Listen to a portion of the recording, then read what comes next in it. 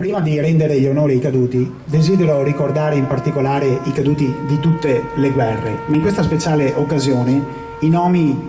di 4 nostri ufficiali del Sesto Stormo, periti tragicamente con il loro tornado nelle Marche, poco tempo fa, era il 19 di agosto, e sono il capitano Alessandro Dotto, il capitano Paolo Piero Francese, capitano Giuseppe Palminteri e il capitano Mariangela Valentini.